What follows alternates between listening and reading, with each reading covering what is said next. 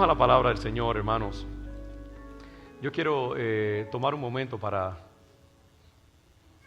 retomar lo que inicié hace 2 domingos antes de salir para España. Les dije que iba a estar en España dirigiendo un retiro que se componía de 3 días y varias intervenciones de mi parte, varios tiempos de enseñanza, y se me pidió que ministrara en el tema de la sanidad, y el tema era sanando heridas.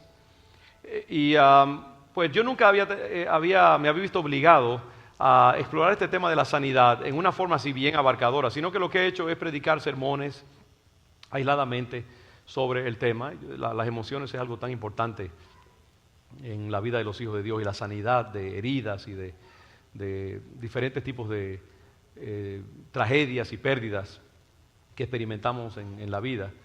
Y es importante que la iglesia de Jesucristo le dé al pueblo de Dios herramientas para ser un pueblo sano, un pueblo saludable, un pueblo que refleje la riqueza y la bendición del reino de Dios. Y entonces, como decía, nunca había tenido que desarrollar esa idea, ese tema, en una forma así como abarcadora, desde A hasta la Z, aunque nunca verdaderamente podremos acaparar y agotar un tema tan vasto como lo es el tema de la sanidad y de la salud espiritual. Pero fue un buen ejercicio para mí tener que presentarle a nuestros hermanos así diferentes enseñanzas y que tuvieran como un sentido de coherencia todo, y que el mismo tema se estuviera repitiendo y llegando bien hondo al espíritu de los hermanos. Fue de gran bendición, para gloria de Dios. Nuestros hermanos se declararon bendecidos y tuvimos unos tiempos de administración preciosos, y me di cuenta que esto es un material muy útil para todo el pueblo de Dios, y lo quiero compartir con ustedes en los próximos domingos cuando pueda. Voy a estar compartiendo estos mensajes orientados hacia el tema de la salud espiritual, de la sanidad. Y quiero ser bien claro con respecto a eso, de que no solamente estoy hablando de sanidad, porque muchas veces cuando hablamos de sanidad es como que estamos hablando de algo defensivo, como que estamos curando cosas que ya existen y que estamos como siempre defendiendo y rectificando lo torcido, lo herido. Pero Dios quiere más que eso. Dios no quiere solamente que estemos sanando heridas, ¿verdad? Siempre ahí como a la defensiva, en déficit, sino que sobre todo Dios quiere que tengamos salud, que tengamos vida, ¿verdad? Que tengamos vida en abundancia. Cristo dice que yo he venido para que tengan vida y vida en abundancia. Entonces, mi deseo a través de estos mensajes va a ser también inculcar en ustedes y compartir con ustedes principios para una vida sana, una vida saludable. Que no solamente estemos allí como siempre cojeando y siempre rectificando lo que está torcido, sino que sepamos cómo vivir vidas abundantes y cómo sanarnos aún en el mismo momento de estar recibiendo algunos golpes, algunos choques, que haya también defensas en nosotros que nos permitan vivir vidas saludables. Si me permite una imagen, y de nuevo, una de las cosas que van a entender, y qué bueno que ahora no tengo que traducir como esta mañana, porque me puedo permitir un poquito más de tiempo aunque todo es bendición, sabemos, pero así uno tiene un poquito más de tiempo para como matizar bien, hilar fino, porque en los próximos domingos, cuando yo pueda, voy a estar tomando estos principios y voy a tomar todo el seminario que di, y voy a comenzar en alguna parte, terminar allí, seguiré más adelante. No estoy seguro que voy a tener como sermones preparados en sí, sino que va a ser una enseñanza continua, donde me agarre el tiempo, ahí pararé y seguiré el próximo domingo, la próxima intervención. Pero hoy lo que quiero hacer es establecer un marco de referencia, un marco para que ustedes puedan entender todo lo que yo voy a decir va a encajar dentro de ese marco. Y estos van a ser los temas que van a gobernar toda mi presentación a través de todo el tiempo que voy a estar trabajando esto. Una de las cosas que decía mientras dije allí, mientras señalé este asunto de que Dios quiere que vivamos vidas sanas y saludables, aún mientras estamos en batalla y en lucha. Y se me vino a la mente esta imagen del cuerpo humano. ¿Sabe usted que usted siempre, sin darse cuenta, está batallando contra gérmenes y contra enemigos de su cuerpo? Este mundo es un mundo penetrado por los gérmenes y por los microbios, y siempre estamos en situaciones de batalla. Y Dios ha hecho el cuerpo humano en una manera tan maravillosa que mientras usted está sentado allí de lo más quitado de bulla, como decimos los caribeños, su cuerpo está batallando contra una cantidad de seres y microorganismos hostiles a su salud. Dios ha provisto en usted un sistema inmunológico y un sistema de defensas increíble, que mientras usted, por ejemplo, está ahora mismo ahí en su cuerpo, usted está respirando y su cuerpo está procesando el oxígeno y está produciendo toxinas, dióxido de carbono, otros tipos de sustancias negativas, su sangre está corriendo, hay células que son como pequeñas fábricas de salud y recogen las toxinas y las basuras que su cuerpo genera de todo el fuego ese que hay dentro de usted, y todas las cosas que están pasando, las toma, se las lleva. Usted las expele en diferentes maneras, a través del sudor, a través de diferentes formas en que esas toxinas son expelidas. Hay células blancas que están peleando contra la infección, que quiere matar su cuerpo, casi por así decirlo.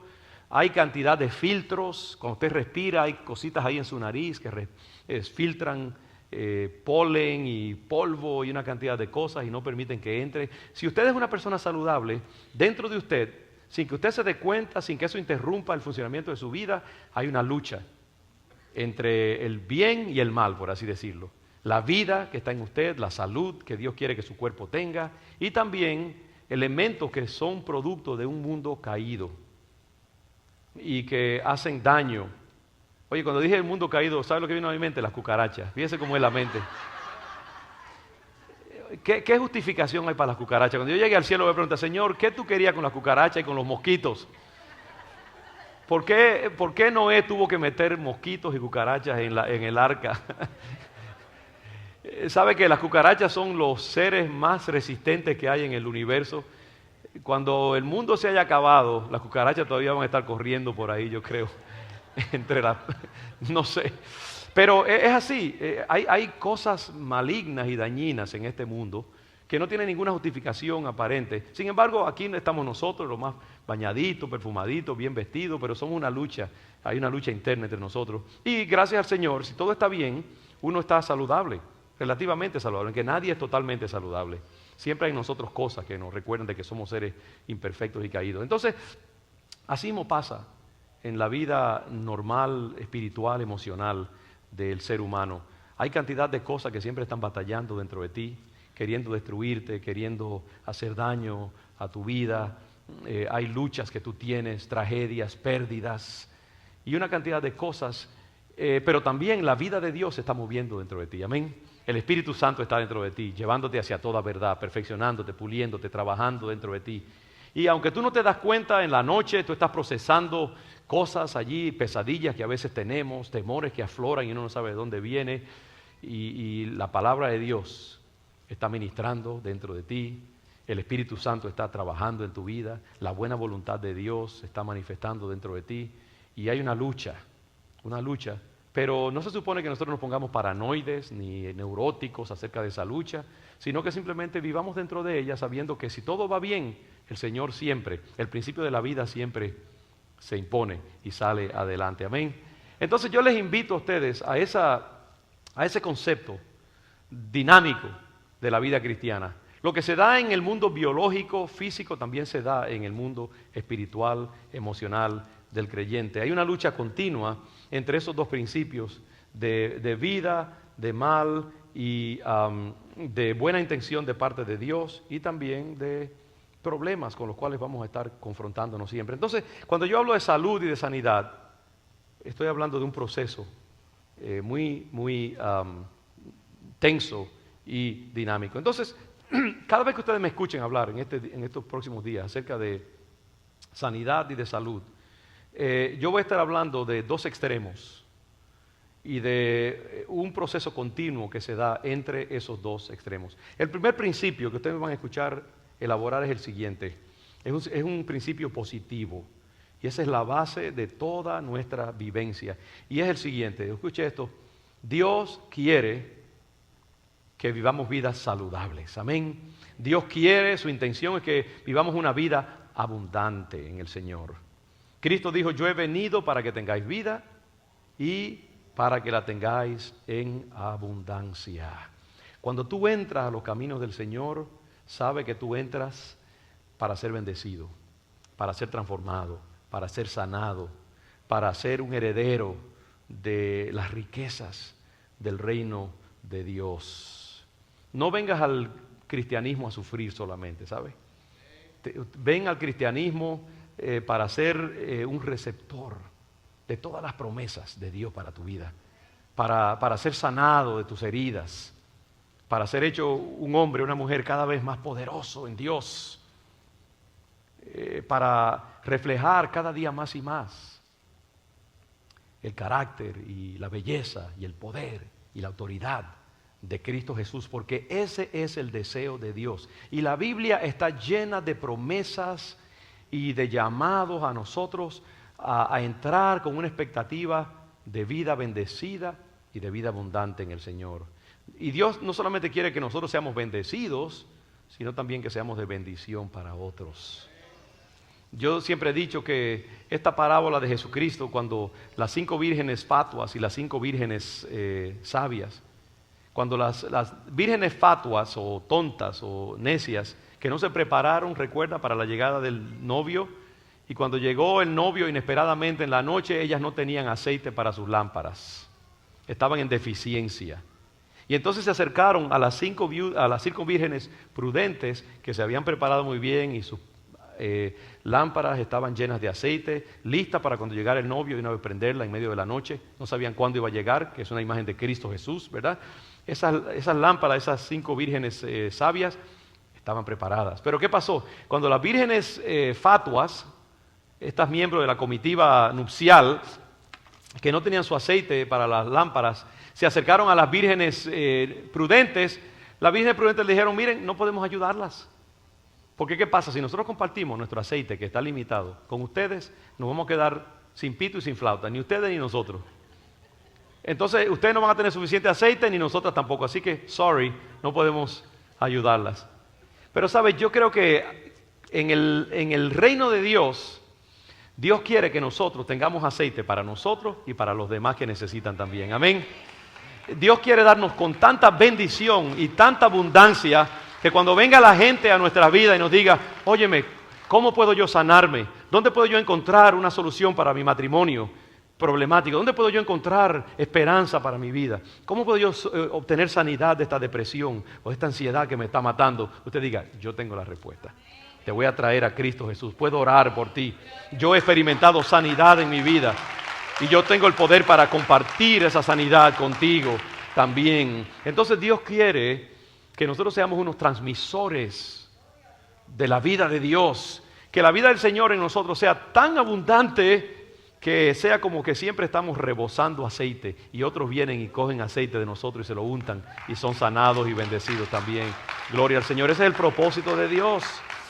Y por eso la Biblia está llena de referencias hacia el carácter positivo de la vida cristiana, las buenas intenciones de Dios para nosotros, la riqueza a las cuales Dios nos ha llamado. Mire, por ejemplo, un último pasaje para no elaborar demasiado el punto, porque tenemos que seguir corriendo. Efesios, uno de mis pasajes favoritos. Yo voy a estar repitiendo muchos de estos pasajes, porque la verdad es que hay una serie de pasajes que son como la base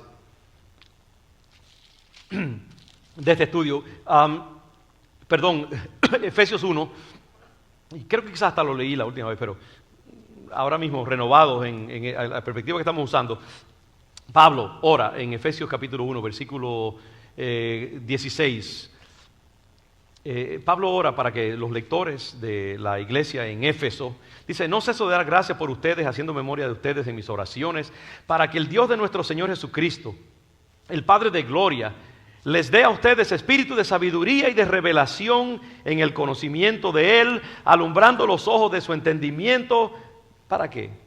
Para que ustedes sepan cuál es la esperanza a la cual Él les ha llamado y cuál es la riqueza de la gloria de su herencia en los santos y cuál la supereminente grandeza de su poder para con nosotros los que creemos. Yo espero que tú te sientas como abrumado por el caudal de imágenes que el apóstol Pablo está emitiendo allí acerca de la tremenda bendición que Dios ha declarado sobre tu vida. Pablo dice, mire, yo oro para que su entendimiento sea sobrenaturalmente abierto, para que ustedes sean capaces de entender todo lo que Dios ha puesto en sus manos. Porque sabe que muchos de nosotros sufrimos porque no entendemos cuán grande es la provisión de Dios cuando nosotros entramos en la vida del Evangelio. Es como que biológicamente no somos capaces de procesar todo lo que Dios ha puesto en nuestras manos como hijos de Dios. Las promesas de Dios, si yo tuviera tiempo, solamente tomaría un sermón largo para ese primer punto solamente, de que en Cristo Jesús nosotros somos herederos de unas riquezas que son tan grandes que necesitamos como que Dios nos destape sobrenaturalmente el cerebro para poder entender cuán grande es la riqueza que Él ha puesto en nuestras manos. Y la Biblia está diseñada para alertarnos acerca de todas las armas, la sobrenaturalidad de la vida a la cual Dios nos ha llamado, su buena intención para con nosotros. Pienso en los discípulos en el camino a Emmaús. No sé si hablé acerca de nuevo tantas cosas, no sé si se la prediqué a ustedes o a los de España, pero es una mogolla allí, una mogolla santa lo que tengo ahora mismo en mi mente. Pero vale repetirlo. El Señor Jesucristo resucitado, lleno de poder, el Cristo que ha cumplido su promesa de que será resucitado al tercer día. Y estos dos discípulos caminando por allí, derrotados, porque creen que su maestro ha sido crucificado y ahí terminaron sus sueños. Dios es un renovador de sueños, de paso. Como que esa imagen ha surgido un par de veces aquí en medio de nosotros. Y el Señor se acerca a ellos y ellos lo miran pero no lo ven. Es como que su entendimiento no podía procesar el hecho de que su maestro hubiera resucitado exactamente como Él les había prometido. Sus ojos biológicos estaban cerrados. Y sin embargo el Cristo resucitado está caminando al lado mismo de ellos. Y mientras ellos están aquí con esa derrota de que sí, nosotros pensábamos que Él era el que había de venir y liberar a Israel y todas estas cosas, el Señor en todo su poder está caminando al lado de ellos. Pero el hecho de que un hombre pudiera resucitar de los muertos era algo tan radical y diferente a lo que ellos estaban acostumbrados, que aun cuando Él se los prometió, no fueron capaces de creerlo. Y los discípulos por igual, los otros discípulos que están por allá en una habitación, derrotados también, tristes porque su maestro ha sido crucificado y perdieron sus sueños. Y aunque María y las demás mujeres que vieron la resurrección del Señor llegan a donde ellos le dicen, miren, el Señor ha resucitado exactamente como Él prometió. Vimos unos varones con ropa resplandeciente y nos dijeron que el Señor resucitó. Ellos piensan, esos son cuentos de hadas. Ya el Señor sabemos que no resucitó nada, murió crucificado. No pueden creerlo, aunque estas mujeres vienen de la tumba donde han visto ángeles. No solamente eso, sino que cuando el Señor se les aparece físicamente, que de momento se aparece en medio de ellos, cuando ellos lo ven, creen que es un fantasma. Y el Señor tiene entonces que coger por ahí, ¿qué tienen de comer? Era un pedazo de pescado y creo que era un panal de miel. Y el Señor dice, miren, yo no soy como Casper de Friendly Ghost, que me como las cosas y se me van y ustedes ven que No, yo tengo carne, tengo huesos. Yo soy el Cristo resucitado que está en medio de ustedes. Créanlo. No podían creerlo. ¿Por qué? Porque la idea de este poder de Dios que había invadido la historia, el poder de la resurrección, tan poderoso que estaba con ellos, ellos no podían procesarlo. Y Dios tuvo que como que ser redundante en convencerlos. No, es verdadero. Y sabe usted que muchas veces en nuestras vidas ese es uno de los retos más grandes que nosotros tenemos, es el hecho de cómo creer que todo lo que Dios dice es para mí. Y es verdad, y yo puedo usarlo, y yo puedo pelear contra el mal en el mundo, y puedo sanarme de mis heridas, y puedo tener un matrimonio bendecido, y mis hijos van a ser bendecidos, y mis descendientes, y yo voy a ser de bendición, y puedo cumplir mis sueños. Porque la Biblia está llena de estas promesas de bendición, y tenemos que creerla, tenemos que movernos dentro de ella. Pero ese es un lado del asunto. Hay otro lado del asunto, que es el lado sombrío, el lado negativo de la vida cristiana. Y la realidad es que muchas veces, a pesar de todas esas promesas de Dios y todas esas cosas que la Biblia declara que son nuestras, nuestra realidad diaria, cotidiana, muchas veces parece desmentir lo que Dios ha prometido. ¿Quién no se ha levantado un lunes por la mañana y mirado esa nieve que está cayendo allá por la ventana y a uno le da ganas de arroparse otra vez y quedarse durmiendo, pero tiene que irse al trabajo? ¿Y quiénes en medio de un matrimonio adolorido y problemático no han dudado muchas veces de las promesas de Dios? ¿Cuántos hermanos en el tiempo de la gran crisis económica, algunos hermanos perdieron sus casas a pesar de sus mejores esfuerzos y oraron al Señor, hicieron guerra espiritual, hicieron todo lo que pudieron, pero terminaron perdiendo sus casas? ¿Cuántos hermanos están batallando con diferentes tipos de enfermedades y dificultades?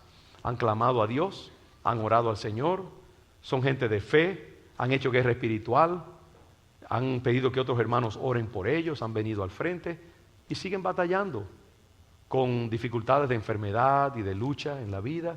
¿Cuántos hermanos tienen sueños de superación y otras cosas que quieren para sus profesiones, sus trabajos? Hacen todo lo que pueden, pero como que todavía no han llegado a esa plenitud que Dios ha prometido en sus vidas.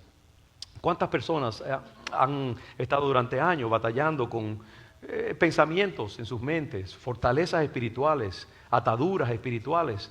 Y no es por falta de oración, no es por falta de sinceridad, no es por falta de ayuno, no es por falta de que otros oren por ellos, no es por falta de buenas intenciones que tienen de agradar al Señor, y no es por falta de arrepentimiento y de reconocimiento de que necesitan sanidad. Y sin embargo, de vez en cuando son todavía visitados por estas ataduras y dificultades y resentimientos y otras cosas. ¿Verdad que sí? ¿Cuántos pueden decir, hey, me reconozco en lo que tú estás diciendo, Pastor Miranda? Es así. Por un lado tenemos las promesas luminosas de Dios, y por otra parte también habitamos una realidad también de lucha. Como yo decía, los microbios espirituales y también las bendiciones de Dios en nuestra vida. Yo recuerdo las palabras de Jesucristo: en el mundo tendréis aflicción. Yo sé que Él dijo también, pero confiad, yo he vencido al mundo. Pero quédese por un momentito, antes de ser pentecostal y entrar en la segunda parte. Recuerde que es importante lo primero. Yo creo que uno de los problemas de muchos hermanos pentecostales es precisamente eso. Que como que tenemos miedo de reconocer que el mundo es difícil. Tenemos miedo de reconocer que hay lucha en nosotros. Y entonces como que le metemos un barniz de espiritualidad a las realidades y venimos a la iglesia y levantamos mucho polvo diciendo solamente cosas positivas y buenas, y hay hermanitos allí cociéndose en su propio jugo, bebiéndose sus lagrimitas allí calladitos, como diciendo, bueno, entonces ¿qué soy yo? Chopped liver, como dice en inglés. ¿Y qué pasa conmigo? ¿Es que no tengo suficiente fe? ¿Es que estoy en pecado? ¿Es que Dios no se acuerda de mí? Porque nos enamoramos tanto de la parte luminosa, positiva de la promesa y la intención de Dios, y no reconocemos suficiente la otra parte, que es la lucha, el conflicto en un mundo caído, un mundo que está como diseñado para contradecir la palabra del Señor en nosotros. Y nuestra vida cristiana se mueve entre esos dos extremos, esa es la verdad. Somos como una barca que está en un largo viaje, y a veces hay tiempos de sol y de una brisa suave que empuja nuestra barca en una forma muy linda hacia adelante, y de momento el cielo se torna gris y hasta oscurísimo, y comienzan rayos y truenos, y el mar se torna embravecido como los discípulos en el mar. Y entonces nos preguntamos, ¿dónde está Dios en ese momento? ¿Dónde están las promesas de Dios? Y yo creo que porque muchas veces no hacemos suficiente reconocimiento de esa parte, de la lucha de la vida, y de que somos seres imperfectos en un mundo imperfecto, y porque no mencionamos lo suficientemente esa parte de la experiencia cristiana, entonces no les damos a los hermanos un diagnóstico adecuado de lo que en realidad es la vida de los hijos de Dios, que es una lucha continua en la cual Dios nos ha prometido victoria, pero es una lucha de todas maneras. Y tenemos que acostumbrarnos a saber que somos guerreros, que necesitamos ponernos siempre la armadura de Dios, porque el día malo viene y nos visita en diferentes ocasiones. Pablo era un gran expositor de esas dos dimensiones.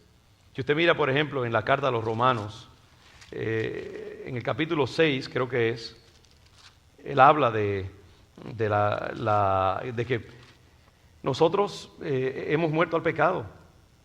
Dice en el versículo 6 del capítulo 6, sabiendo esto, que nuestro viejo hombre fue crucificado juntamente con él, habla en pasado, para que el cuerpo del pecado sea destruido, a fin de que no sirvamos más al pecado. Porque el que ha muerto ha sido justificado del pecado. En el versículo 14 dice, porque el pecado no se enseñoreará de vosotros, pues no estáis bajo la ley, sino bajo la gracia. En el versículo 11 dice, así también vosotros consideraos muertos al pecado, pero vivos para Dios en Cristo Jesús, Señor nuestro. Y así una cantidad de declaraciones de que, como hijos de Dios estamos muertos al pecado. Ese es el Pablo pentecostal, el Pablo que nos gusta escuchar. Ustedes están muertos al pecado, Dios ha hecho la obra. Pero por otra parte, en el capítulo 7, él habla también de su lucha interior que él tiene con el pecado. El mismo Pablo que acaba de decir que estamos muertos al pecado, que nos consideremos libres del yugo de la ley, del pecado y de la muerte. Mire cómo se expresa ahora en el versículo 21 del capítulo 7. Así que queriendo yo hacer el bien, hallo esta ley, que el mal está en mí, porque según el hombre interior me deleito en la ley de Dios, pero veo otra ley en mis miembros que se rebela contra la ley de mi mente y que me lleva cautivo a la ley del pecado que está en mis miembros. Miserable de mí, ¿quién me librará de este cuerpo de muerte? ¿Qué te pasó, Pablo? Tú no acabas de decir que estás muerto al pecado y que Dios te ha liberado del pecado y ahora has dejado caer tu confesión y estás diciendo que tienes una lucha contra el diablito y el angelito que está contigo allí peleándonos con otro y que te lleva a hacer cosas que tú no quieres hacer. ¿Hay contradicción en la Escritura? No, no. Es el reconocimiento de dos realidades que nosotros habitamos en este mundo caído y que tenemos que aprender a manejarlas ambas. Yo creo que la madurez de los hijos de Dios está en saber mantener el equilibrio entre lo que Dios ha declarado, las buenas intenciones de Dios, la riqueza de la provisión divina, el poder del Espíritu Santo en nosotros, el llamado de Dios a creer que en todas estas cosas somos más que vencedores, que todo lo podemos en Cristo Jesús, que hemos sido sanados por las heridas de Cristo en la cruz del Calvario. Y también la realidad de que vivimos en un mundo donde el diablo reina. Y la Biblia dice que el rey, el príncipe de este mundo. Tercera de Juan dice que el mundo entero está bajo el maligno. Y que tú te mueves en un campo de guerra, tanto en tu interior como en el exterior. Que tú vives en un mundo hostil a los propósitos de Dios dentro de ti. Y que muchas veces tú mismo vas a cooperar sin darte cuenta con la intención destructiva de Satanás en tu vida. Pero que eso no neutraliza la otra parte, que es la bendición de Dios dentro de ti. Y yo creo que de nuevo la iglesia necesita alertar a los creyentes. Esa es la naturaleza de tu experiencia aquí en el mundo. Y yo creo que en ese reconocimiento de que mientras estemos en el mundo va a haber una lucha en nosotros, pero que eso no neutraliza la bendición y la intención de Dios. Y entonces aprender en medio del fragor, en medio del sufrimiento, en medio de la enfermedad, en medio de las cosas que suceden que no podemos explicar, Dios está contigo, Dios está ahí en el medio de tu lucha. Dios no se ha hecho más corto y Dios va a estar glorificándose en medio de tus aflicciones. Él va a estar contigo allí en el horno de fuego, va a haber ángeles allí. Dios no te libra del horno de fuego, pero envía ángeles que estén contigo también allí adentro y se aseguran de que tú salgas victorioso de todas tus pruebas.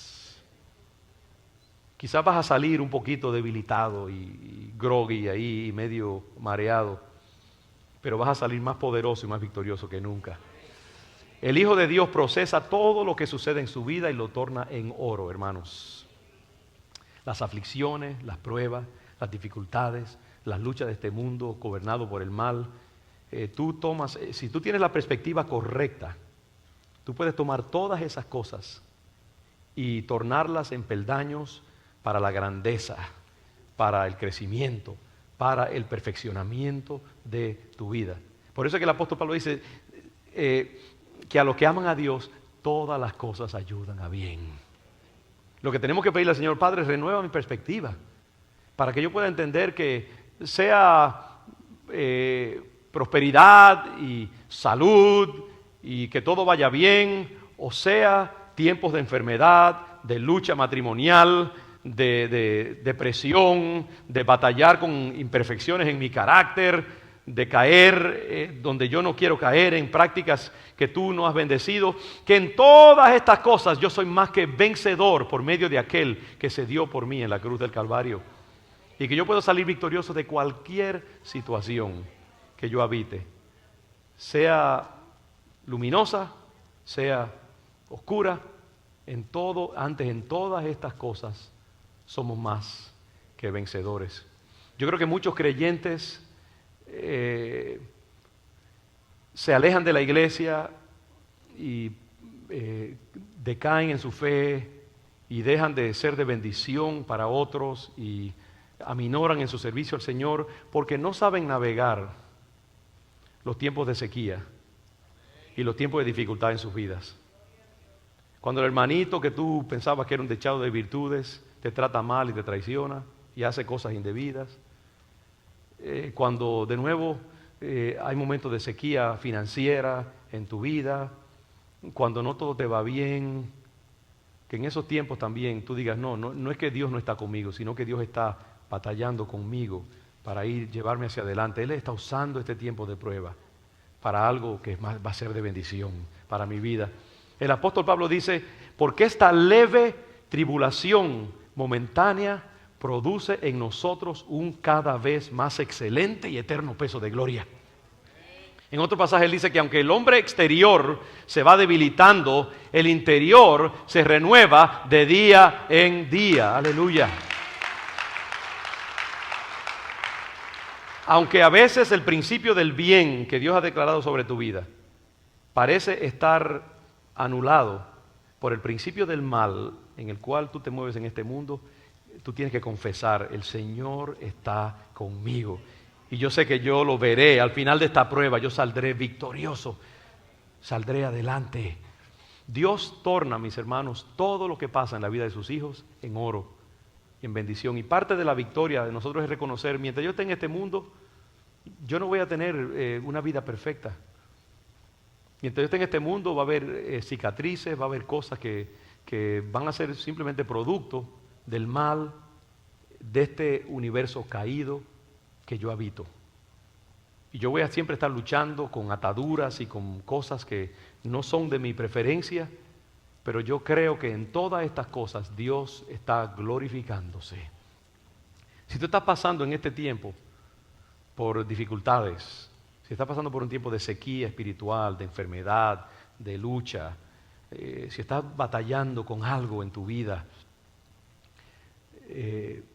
confíate al Señor, abandónate a Él, descansa en Él y no dejes de hacer el bien mientras estás batallando. Sigue confiando. Ahora, si estás en tiempos de victoria, si ahora mismo estás en los tiempos de las vacas gordas, pues mira, atesora para cuando venga el día malo a tu vida, ¿ok? Gózate en el Señor, amén, celebra, aleluya. Si todo está bien en este tiempo y las cuentas están pagas y hay comida en la despensa y tu matrimonio está muy bien y tu trabajo va viento en popa y tú sientes la presencia del Señor cuando te levantas y cuando te acuestas, gloria a Dios, celebra y dale gracias al Señor por esa bendición. Y recuerda que cuando vengan los tiempos de sequía, Dios también estará contigo allí. Y que Dios estará usando esos tiempos para formar en ti una persona poderosa en el Señor. Si estás pasando por dificultades, cree que el poderoso Espíritu de Dios reposa sobre tu vida y que Dios tiene buenos propósitos y buenas bendiciones para ti. Entonces lo que yo quiero es recordarles, hermanos, que nos movemos entre esos dos extremos siempre. Aunque sea ese punto, yo quiero, adopta una actitud dinámica y activa de la vida cristiana. La vida cristiana no es simplemente como para estar allí en un barquito de papel que se mueve en una brisa suave siempre. La vida cristiana es un zigzagueo entre momentos de bendición y momentos de prueba y dificultades, pero en todo el Señor es glorificado y abraza eso. Dios no solamente quiere que tú tengas tiempos de prosperidad así leve, Dios quiere también formar la imagen de Cristo dentro de ti. Y a veces Él te llama y dice, ¿sabes qué? Ven aquí un ratito que quiero tratar contigo. Quiero desangrarte. Quiero debilitarte un poquito para que seas más como mi Hijo Jesucristo. Quiero quitar un poco ese apego al mundo, esa sangre mala que está dentro de ti. Quiero hacer una transfusión en tu vida. Quiero despegarte un poco del amor al mundo. Y quiero que tú aprendas a tener tiempos de intimidad conmigo también. Y en esos tiempos tú simplemente reposa en el Señor y deja que Él te lleve a la próxima etapa. Pídele al Señor que cumpla su propósito en ti, que sea de bendición, sea de dificultad y de prueba. El Señor cumpla su propósito en tu vida. A la gente le decimos en el matrimonio cuando lo vamos a casar, en riqueza o en pobreza, en salud o enfermedad, en todo lo que la vida da y en todo lo que quita, seréis fiel el uno al otro. ¿Sabes qué? Esa puede ser una buenísima expresión para los hijos de Dios también, cuando nos casamos con Cristo. En salud o enfermedad, pobreza o riqueza, brisa fresca o tormenta peligrosa, en todo tenemos que ser fieles al Señor y llenarnos de la armadura de Dios, confesar que Dios está con nosotros y que saldremos victoriosos de todas las dificultades y todas las pruebas de la vida. Lo más importante es que tú seas como Cristo. Dios está comprometido con eso. A veces Él va a usar tiempos de bendición obvia y a veces tiempos de tratamiento para tu vida. Pero en todo será la misma mano benévola de tu Padre Celestial trabajando en tu vida. Reconócelo de esa manera, en todas las cosas y en todos los momentos. Una visión dinámica de la vida cristiana, entre la promesa de Dios y su llamado al triunfo y a la victoria, y las luchas y las tribulaciones de la vida. Entre esos dos extremos nos moveremos siempre, pero la gracia del Señor estará allí continuamente. Y vamos a ver a través de estos principios que vamos a compartir más adelante, que eso es algo que está continuamente a través de todas las páginas de la Escritura. Victoria en medio de las pruebas, crecimiento en medio de las tribulaciones, sanidad, poder, en todas las heridas y todas las deficiencias de la vida. El Señor ha prometido estar con nosotros hasta el fin del mundo y sacarnos victoriosos de todas nuestras dificultades y de todas nuestras heridas. Que el Señor te bendiga, mi hermano. Baja tu cabeza allí un momentito. Yo sé que tenemos la Santa Cena que vamos a celebrar y luego después de esto, los que se quieran quedar y tener un tiempo de ministración donde nos vamos a mover en esa promesa de Dios, que Él está en medio de toda circunstancia, toda situación de nuestra vida. Y vamos a orar unos por los otros. Usted se quiere quedar unos minutos, los que se tengan que ir pueden sentirse libres también para hacerlo calladamente, pero nosotros nos vamos a, los que quieran, los que sientan del Señor, tener un tiempecito más de confesar esa buena voluntad de Dios en su vida. Lo vamos a hacer así también. Cristo ha venido al mundo para que tengamos victoria. Él ha muerto en la cruz, derramó su sangre, derramó su vida por nosotros, su cuerpo fue herido, molido por nuestros pecados, para que el principio del mal que quiere gobernar este mundo y reinar sobre este mundo sea neutralizado. Y cuando nosotros celebramos la Santa Cena y recordamos el cuerpo y la sangre de Cristo derramado por nosotros, eso es lo que hacemos. Recordamos que en esa crucifixión del Señor hay vida, hay poder, hay triunfo sobre toda circunstancia. La sangre de Cristo, el cuerpo de Jesús molido por ti, ha generado y ha desatado una fuente de bendición increíble sobre tu vida. Créelo y recíbelo. Y al tú ingerir estos símbolos del cuerpo de Jesús, muy sencillos, muy humildes, el pan, el jugo de la vid, recuerda, por medio de tu fe y al tú discernir el cuerpo y la sangre del Señor en esto sencillo, hay un poder que se desata, el misterio de la crucifixión en tu vida. Recíbelo ahora en el nombre del Señor. Tenemos estos, para los que no están familiarizados, dado el número de hermanos que tenemos, se hace difícil muchas veces pues tenerlos separados. Usted puede tomar el plástico que está arriba, ahí este cubre el símbolo del pan y más debajo te abre el otro.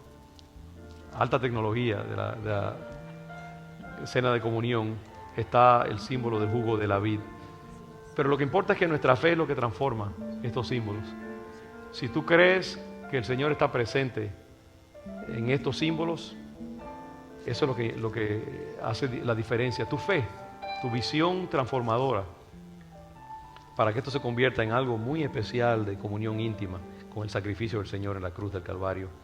Así que consagramos en el nombre de Jesús, Padre, estos símbolos, estos elementos del cuerpo y la sangre de Jesús. Permite que sean de bendición para tu pueblo, Padre. Danos discernimiento ahora de lo que esto significa, Señor, y transfórmalo en algo vivificante e inspirador para nosotros. Lo hacemos en memoria de ti, Señor Jesús, y tu sacrificio, en tu nombre. Amén. Amén. Hermano, la palabra del Señor les invita. Si usted ha creído en Jesús como su Señor y Salvador, usted lo ha recibido como Salvador de su alma, usted ha creído que el sacrificio de Cristo en la cruz es precisamente un agente redentor para su vida, usted ha confesado a Cristo como su Señor, usted puede disfrutar de este momento. Lo más importante es eso, que nos arrepintamos de nuestros pecados. Nadie es merecedor completamente de participar de este misterio de la Santa Cena. Pero si tú te has arrepentido de tus pecados, has creído en Jesús como tu Señor y Salvador, bien puedes celebrar este momento. Aunque no estés perfecto, simplemente arrepiéntete allí de tus pecados, confiesa tu necesidad delante de Dios, recibe el perdón del Señor, y el Señor quiere que tú participes de este símbolo. Si no has entregado tu vida a Jesús todavía, pues te aconsejo que quizás no participes de ello, porque no va a tener significado para ti. Esto solamente tiene significado si tú has creído y has recibido al Señor como tu Salvador. Y de paso, si mientras distribuimos el símbolo de la Santa Cena, si alguien quiere aceptar a Cristo como su Señor y usted quiere levantar su mano donde usted está, me encantaría orar por usted. Abrimos este momento también. Si usted no ha recibido al Señor todavía y quieres hacerlo esta tarde, me encantaría orar por ti en este momento. ¿Habrá alguien que quiera entregar su vida al Señor? Si no lo ha hecho antes, invitamos a hacerlo ahora, un momento.